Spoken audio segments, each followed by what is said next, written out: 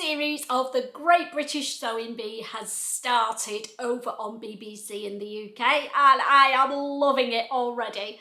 And I've made another one of my 5 French pattern companies' garments as well.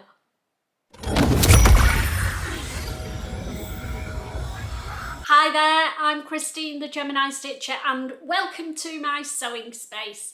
Yes, the Great British Sewing Bee made a comeback this last week and it's a little bit later in the year. We were all getting a little bit worried that it wasn't going to happen, but episode 1 has aired and I'm loving it already. And I thought that just to keep us all in the mood for the Sewing Bee, that while the series is running, I'm going to run a cheeky little sweepstake, and I will be putting details of that at the end of this vlog, so stick around for that one. There's a really good prize to be won by one person. So what else have I been up to this week? Yes, I finished another one of my French pattern company patterns, and it was the JUNON top from Anna Rose Patterns. I'm actually wearing it, and as I'm talking, I'll pop some images of it up here from the stock photos and from me, just so you can see what I'm talking about and get a true feel for the pattern. So without further ado, let's talk all things French. If you watched my last review, which was for the ARCHIPEL top from Italia Scammit, I set some scoring criteria and I'm going to do the same with this top as well. The scoring criteria is going to be split into 5 sections, and they are sizing, instructions, value for money, couture finish and wearability.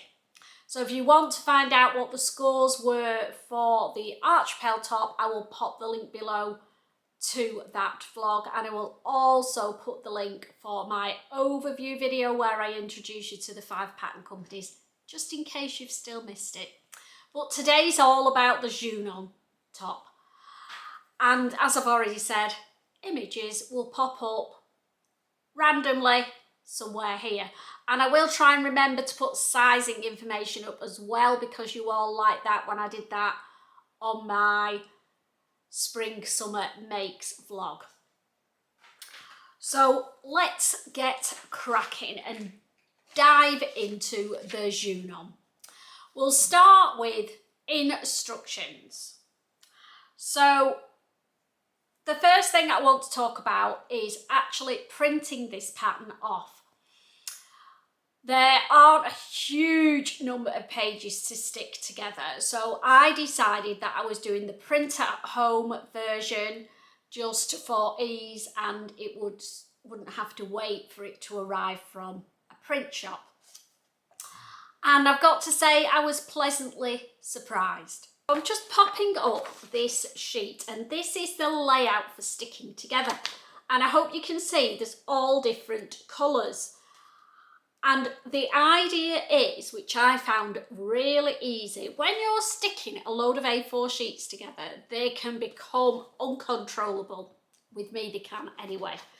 And 9 times out of 10, you need to stick them all together before you can start cutting out. Well, not with this pattern. Everywhere there's a different colour on here is a different pattern piece, and and they're given a letter. So this bit here, I think, is the sleeve, and it's been given letter C, so you get then numbered C1 through to I think about 12. So you just stick those together, pattern piece, cut it out. Stick these together, cut them out. You getting me? And that's how you do the pattern. You can stick it all together if you want, but you don't have to. So they're getting a Brucey bonus for me for that, because this is the first pattern company that I've come across that actually does this. If you know others, let me know, because it's a brilliant idea. The first thing I look at when I'm looking at a pattern is how much fabric do I need?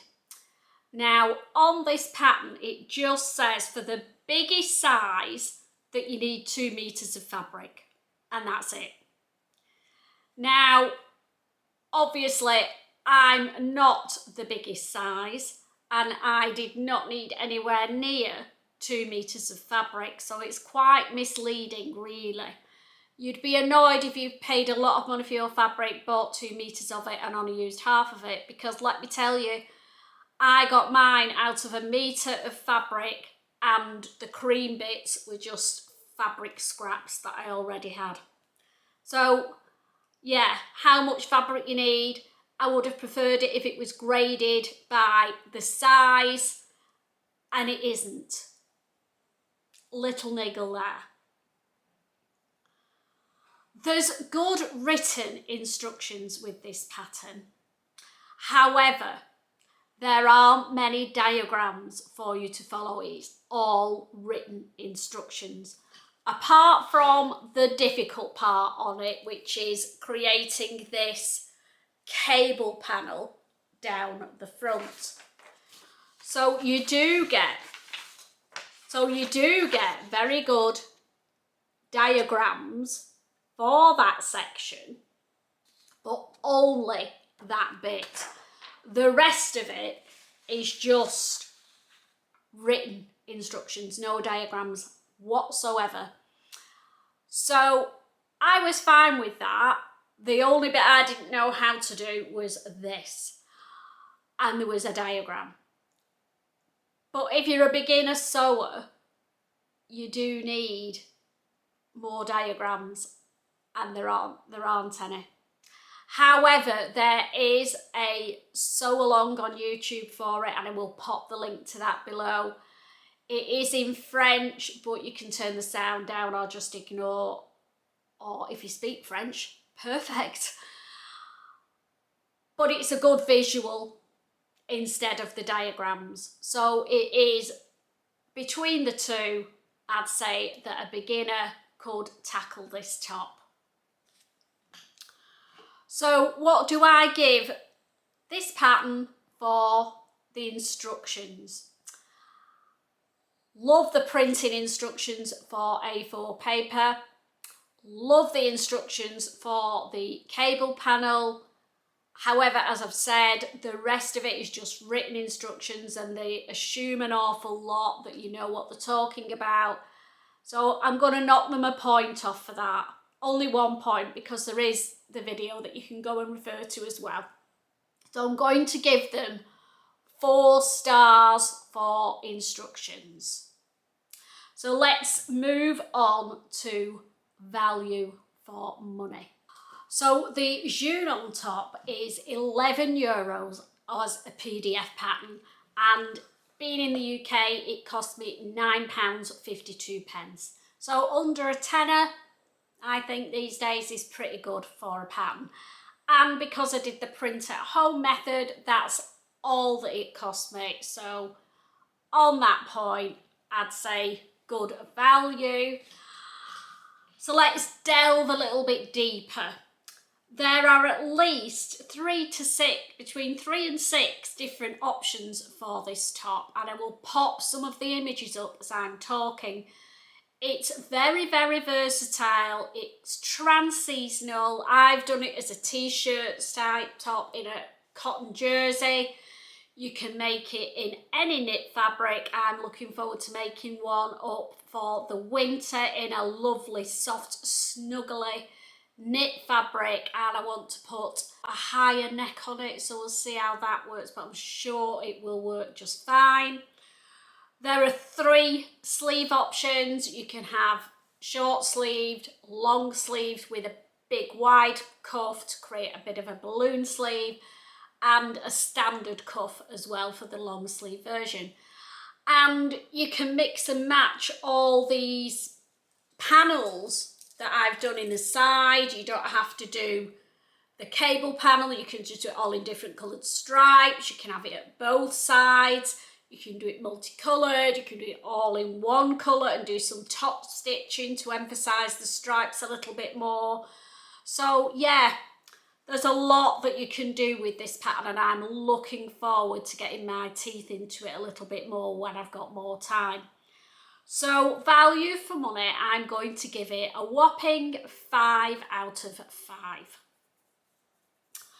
So let's talk about couture finishes. Now, these are French pattern companies, and I'm on the lookout for how they're finishing their garments off, what level they're going to make it a couture garment which looks as good on the inside as it does on the outside.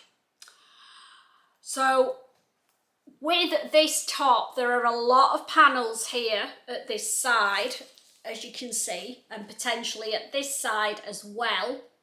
Now, they're sewn on the normal sewing machine, but it does tell you to finish all your side seams.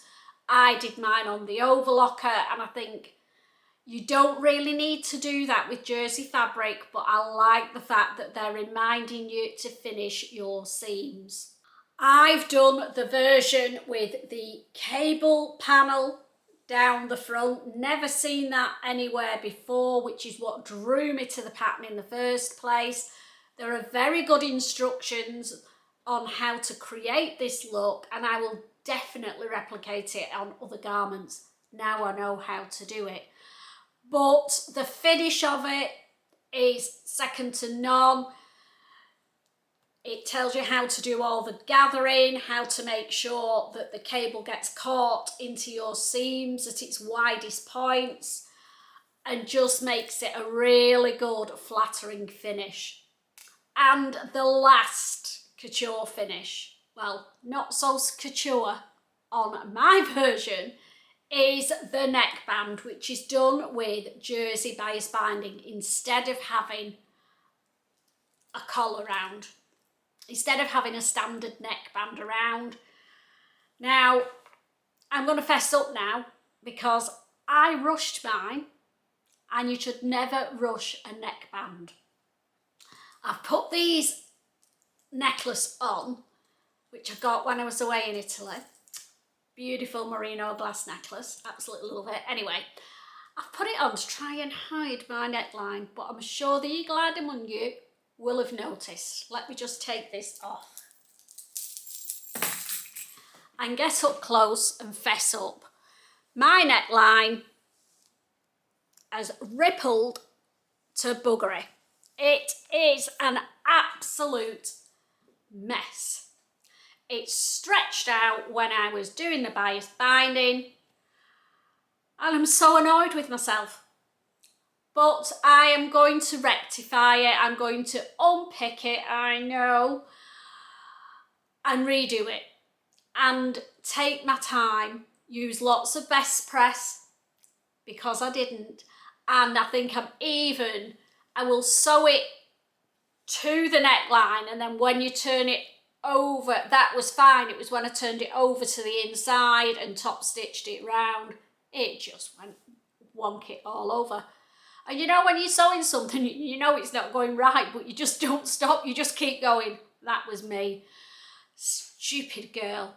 So I'm going to unpick it, redo the neckband, lots of best press, and when I'm top stitching, because I've used a twin needle round to hold it in place, I'm going to do some hand tacking, make sure everything lies flat, press, press, press, before I even sew this down. It's my own fault, and I won't be doing it again in a hurry, will I? But I do love the top. Really, really do love it. I love it, and because I love it so much, that neckline is really getting on my nerves. So I am going to definitely be sorting that one out. If anybody's got any better ideas of how I can rectify that, let me know in the comments. I would appreciate any help you can give me. But I'm just thinking, loads of best press, hand tack, the binding, and then very, very carefully, don't stretch it out, sew it on the outside. Fingers crossed, second attempt, it will work. If it doesn't, then I will just go to the standard neckband and have done with it. But I do like the finish on this, and I really want to get it right. So, For couture finishes, I'm going to give this pattern another 5, just because of the cable, the way they tell you to do the neckband, which is different, and the way they tell you to finish all your seams. They couldn't have done much else to make it a couture finish, in my opinion, so definitely a 5 for that one. Let's talk about the sizing on the JUNON pattern. Now, the pattern, very good, gives you body measurements and it gives you the finished garment measurements, which is always a Brucey bonus where I'm concerned. Now, when I had a look at the difference on the bust, because that was my biggest area of this pattern, I had a look and I fitted into a size 40 on the body measurements. Absolutely bob on size 40. However, when I looked at the finished garment measurements, there was a whopping 9.5 inches ease in this top. Now, even if I'm making this as a loosey-goosey top, because you can do it with an elasticated band at the bottom, and I guess you'd want it a bit more voluminous then. 9.5 inches, that's flipping huge. So, not quite sure why they put that much ease into it, if I'm honest. So, I didn't do the size 40, I went down 2 sizes and I did a size 36, which still gave me, according to the pattern, 6.5 inches of ease in the bust area, which was interesting. So, there is still lots of room in this top, I'm sure you can see. But I've made a size 36. If I'd made the size 40, it would have absolutely buried me and would have been huge on the arms. These sleeves would have been down here. And that's the other thing on the sizing. If I make it again, I didn't do a narrow shoulder adjustment on it because that was just a t-shirt, I'll be fine. And I haven't actually I cut out the short sleeves, haven't used them, because if I'd have put short sleeves on there, it'd have been down to my elbows. So I've not put any sleeves. It's got a little grow-on sleeve already on the pattern, and that's more than enough, and I just put a contrast cuff on the end. If I was making it as a long sleeve, that's a bit low for my sleeve to start. It needs to start about there because it is a drop sleeve, but flipping egg. So I'm going to have to take a good inch out at the shoulder and do a narrow shoulder adjustment, and I've made a note of that on the pattern for when I do my winter version of it. So for the size, for sizing, I'm going to give the pattern 4 out of 5. I'm knocking a point off because of the huge amount of ease in it. Maybe that's how it's meant to look, but I've looked at the images and they don't look any more voluminous than mine does. So yeah, I'm going to knock my point off on their sizing. And last but not least, we're going to talk about wearability. I am very much the sort of person who wants to make things that I am going to actually wear and will slot into my wardrobe, and I am going to grab them when I'm looking for something to wear. And in that category, I think this elevated t-shirt top is definitely out there, and I absolutely want to make more of these. I want to make another summer one in some brighter colours, and then I'm going to move on to winter, I think. French terries, I think it will. It's just screaming for a lovely fine knit wool, isn't it? And I know that Andrea from Beyond the Pink Door normally gets some really nice fine knit wools in, so I'm going to be looking in her direction, I think, in a bright pink to brighten up the winter nights. Anyway, that's thinking way ahead. So wearability, it's getting another 5 because I know I'm definitely going to wear it, and I know I'm going to make more of them.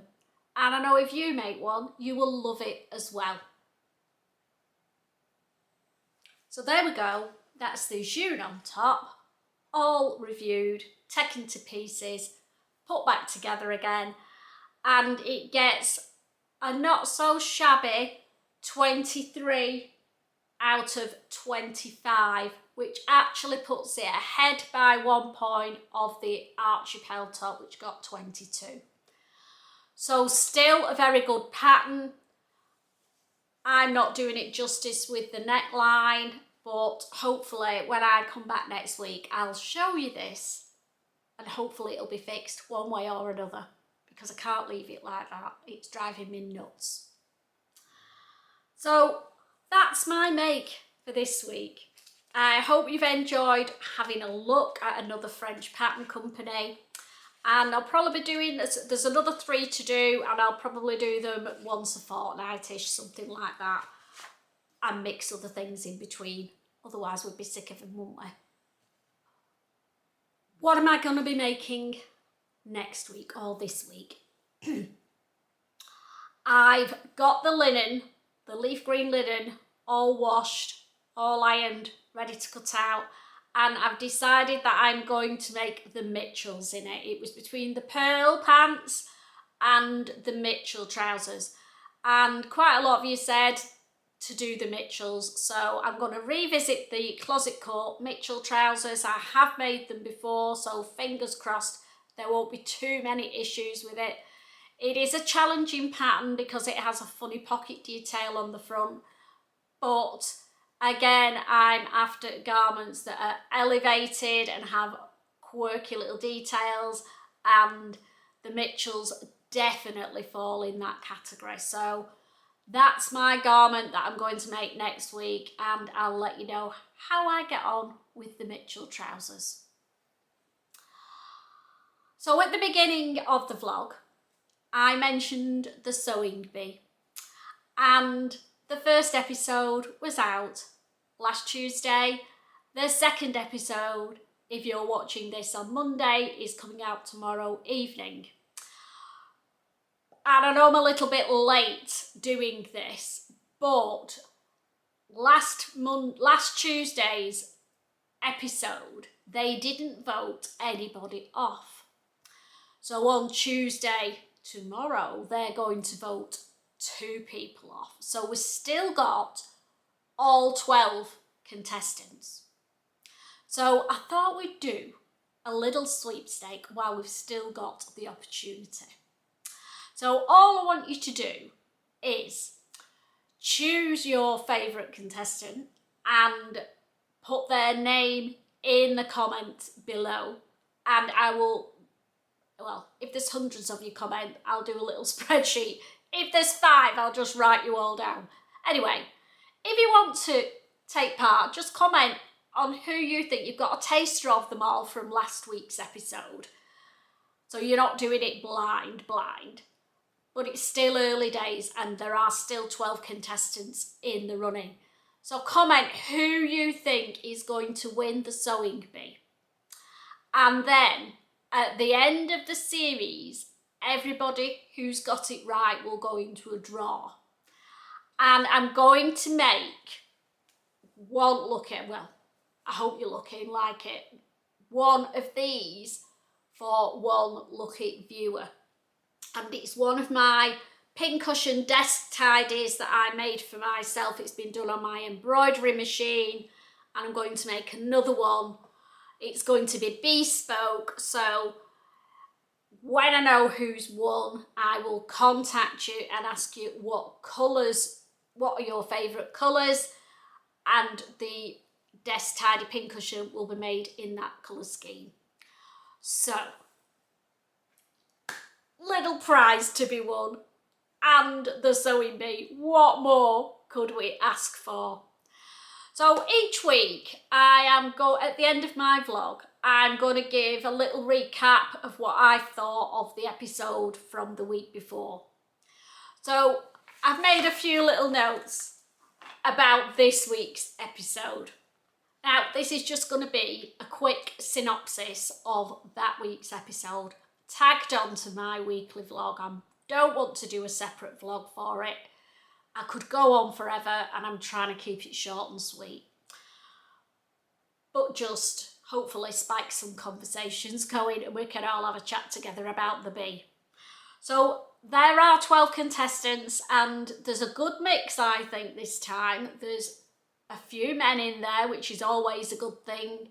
Some older ladies, some young girls. I think the youngest is 17.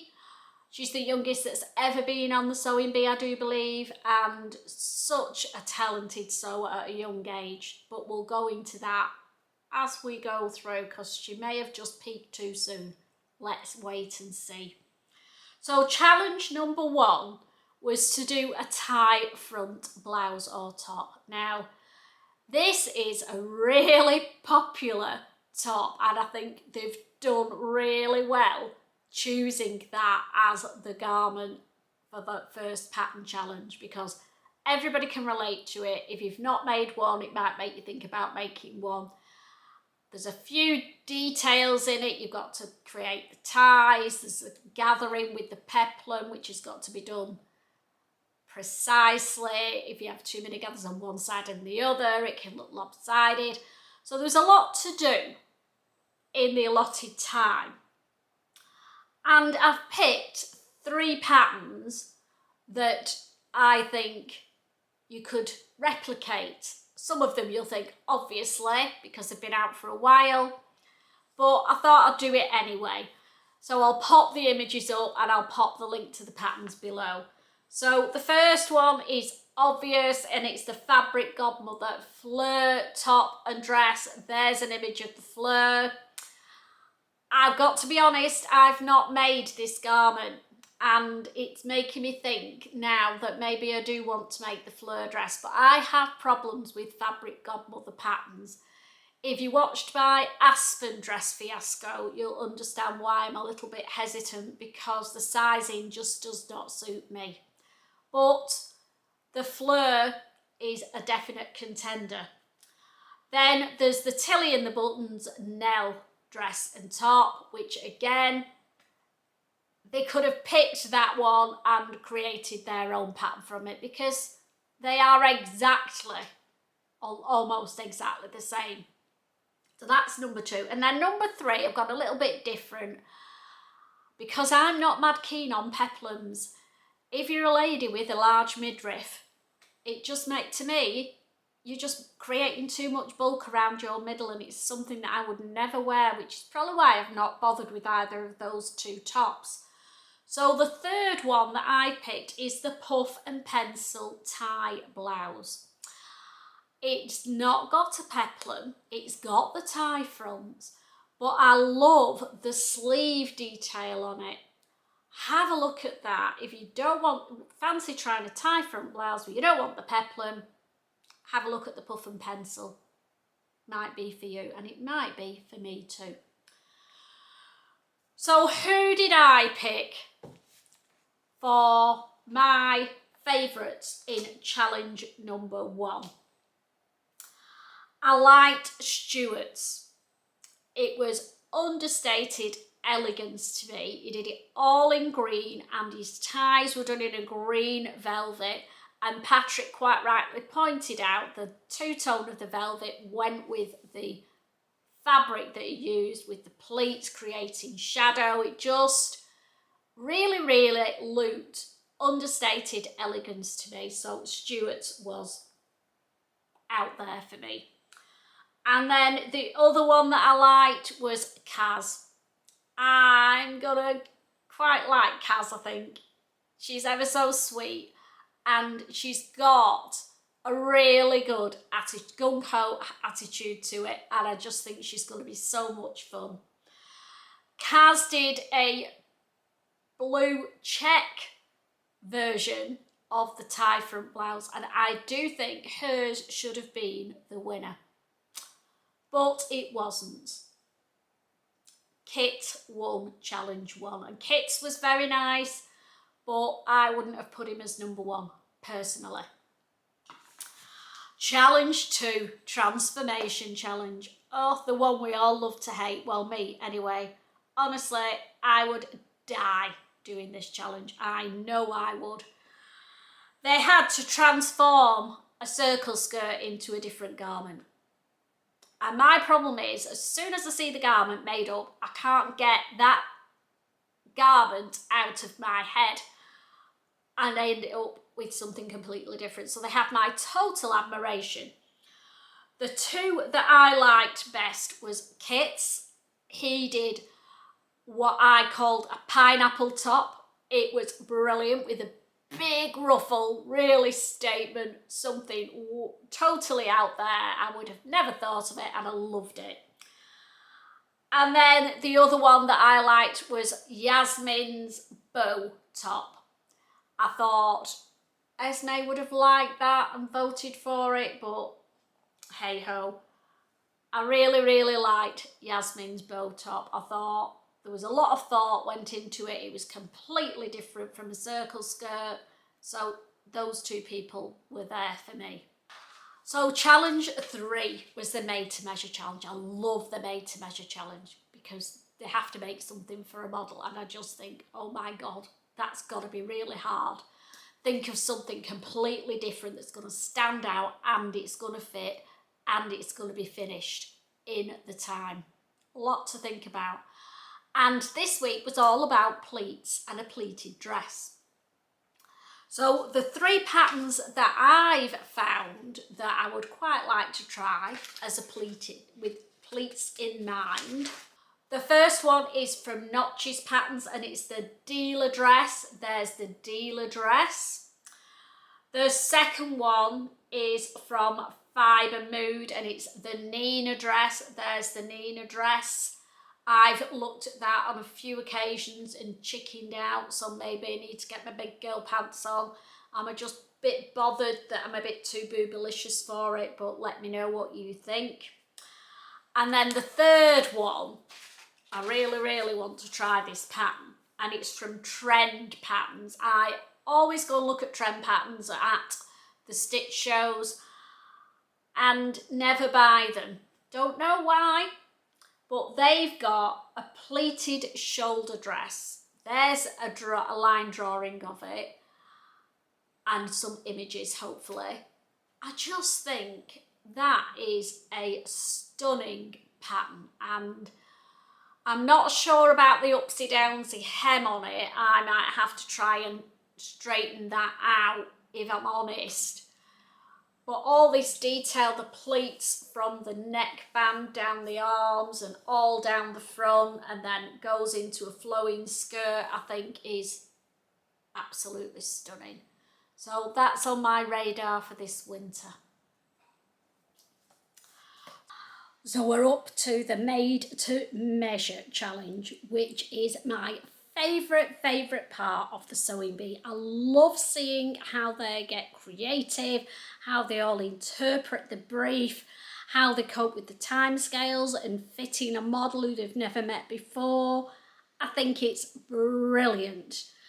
And I've got 3 outfits that I really liked, and I could not decide between any of them which one I would have picked as the winner of the made to measure. The first one was Stuart's pleated neckline dress. A lot of work went into that garment, and he has my total admiration for finishing it on time, and I thought it looked stunning. The second pleated dress that I liked was Safi's dress. She screen printed her own fabric, which I think gave her Brucey bonus points before she'd even cut the garment out. And she lined up all those box pleats with the colours on her fabric, which I thought was an absolutely amazing idea. Loved it. And then the third dress that I loved was the youngest contestant's Orla's dress. She did one that was an optical illusion, and she got the idea from her bedroom door. Get that one. To create that shape in the folded shape in the middle of a dress, and just all done from the cut of the fabric, not pleats. Brilliant, absolutely brilliant. So there we go, that's my sewing bee little chat, and I'll be doing something similar at the end of every week and telling you who has been kicked off that week, whether I agree with them, and if you're in the sweepstake, who's on the losing list and who's still in the running. So, as I've already said, comment below, let me know who your favourite is, and fingers crossed you'll be in the running to win the bespoke sewing pincushion and desk tidy that I'm going to make for one lucky winner at the end of the series. So, happy sewing. I hope you found it interesting. Wish me luck with my neckband on my beautiful top. It's just like ruined it, but I'm hoping I'm going to bring it back. Fingers crossed, and I'll let you know next week how I got on with this and with the Mitchell trousers. Take care, happy sewing. Bye for now.